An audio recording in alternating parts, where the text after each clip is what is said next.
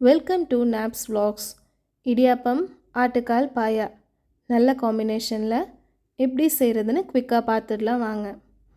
பாயா செய்ய ரொம்ப சிம்பிளான இன்க்ரீடியன்ஸே போதும். ஒரு பெரிய சைஸ் பல்லாரி வெங்காயம் இந்த மாதிரி கட் பண்ணி எடுத்துக்கிட்டேன். ஒரு பழுத்த தக்காளி, 1 டேபிள் ஸ்பூன் இஞ்சி பூண்டு, மல்லி, புதினா, பச்சை மிளகாய், பாண்டன் லீஃப், 1/4 டேபிள் ஸ்பூன் மிளகு, 1/4 டேபிள் ஸ்பூன் மஞ்சள், 1/2 டேபிள் ஸ்பூன் கறி மசாலா, தேவையான அளவு உப்பு. இப்போ குக்கரை ஸ்டவ்வில் வச்சுட்டு 2 கிளாஸ் தண்ணி ஆட் பண்ணியிருக்கிறேன். உங்களுக்கு எவ்வளோ பாயா வேணுமோ அந்தளவு நீங்கள் தண்ணி ஆட் பண்ணிக்கலாம்.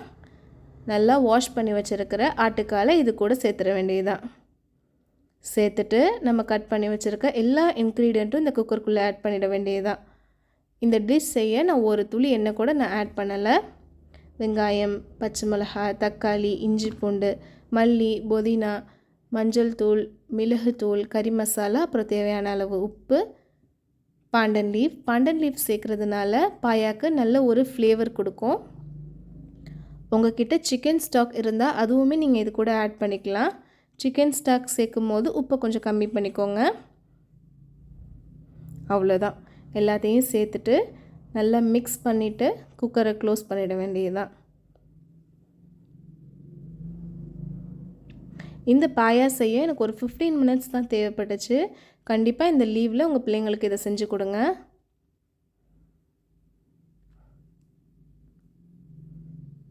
குக்கர் க்ளோஸ் பண்ணிவிட்டு வெயிட் போட்டேன். 8லேருந்து 10 விசில் நான் வச்சு எடுத்துக்கிட்டேன். அப்போ தான் கால் நல்லா பஞ்சு போல் வெந்து வரும். அப்புறம் அதை ஒரு பாத்திரத்தில் மாற்றிட்டு ஸ்டவ்வை ஆஃப் பண்ணிவிட்டு கெட்டியான 1 கப் தேங்காய் பால் இது கூட ஆட் பண்ணிக்கிறேன். தேங்காய் பால் ஆட் பண்ண பிறகு பாயாவை நம்ம கொதிக்க வைக்கக்கூடாது, ஸ்டவ் ஆஃபில் இருக்கணும். ஃபைனலாக மல்லிக்கீரை ஆட் பண்ணிவிட்டு சர்வ் பண்ண வேண்டியதுதான். ரொம்ப சிம்பிளாக, ரொம்ப குவிக்காக, நல்ல டேஸ்டியான பாயா ரெடி. கண்டிப்பாக இந்த லீவில் உங்கள் பிள்ளைங்களுக்கு இதை ட்ரை பண்ணி செஞ்சு கொடுங்க. நாங்கள் இந்த பாயாவோடு இன்றைக்கி இடியாப்பம் தான் செஞ்சோம். இந்த பாயா, இடியாப்பம், அப்புறம் பரோட்டா, கல் தோசைக்கெல்லாம் நல்ல ஒரு அட்டகாசமான காம்பினேஷனாக இருக்கும்.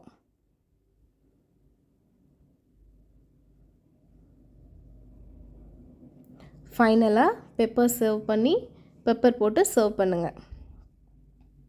அப்புறம் இடியாப்பம் எப்படி செய்யலான்னு பார்த்துடலாம். தேவையான அளவு அரிசி மாவு எடுத்துருக்கிறேன்.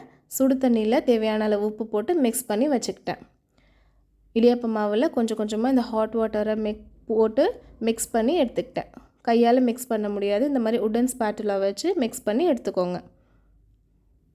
தேவையான அளவு தண்ணி ஊற்றி மாவெல்லாம் நல்லா ஒன்று திரண்டு வரணும். நம்ம சுடு தண்ணி ஆட் பண்ணுறதுனால அரிசி மாவு இதுலேயே ஒரு 70% குக் ஆகிடும். நல்லா கொழுக்கட்டை பிடிக்கிற பதத்துக்கு நம்ம நல்லா மாவை திரட்டி எடுத்துக்கணும். இடியப்பத்தட்டில் மேலேயும் கீழேயும் நல்லா ஆயில் க்ரீஸ் பண்ணி எடுத்துக்கணும். இந்த மாதிரி உருண்டை பிடிச்சி இடியப்ப உருளில் வச்சு பிழிஞ்சு எடுத்துக்க வேண்டியதுதான். பாருங்கள் எப்படி பூ போல் வருதுன்னு. அவ்வளோதான். இந்த மாதிரி எல்லா இடியாப்ப தட்டுலையும் பிழிஞ்சு எடுத்துக்கிறேன். பாருங்கள் எப்படி வந்திருக்குன்னு. ஒரு இட்லி ஸ்ட்ரீமரில் எல்லா இடியாப்பத்தட்டையும் அடுக்கி ஸ்ட்ரீம் பண்ணி எடுத்துக்கிட்டேன். நம்ம மாவு குழப்பும் போதே 70% மாவு குக் ஆகிருக்கும். ஸோ ஒரு 5 மினிட்ஸ் மட்டும் நான் ஸ்ட்ரீம் பண்ணி எடுத்துக்கிட்டேன். பாருங்கள் இடியாப்பம் எப்படி வந்திருக்குன்னு. நல்லா சாஃப்டாக வந்திருக்கு. ஒரு பிளேட்டில் ட்ரான்ஸ்ஃபர் பண்ணிட வேண்டியதுதான்.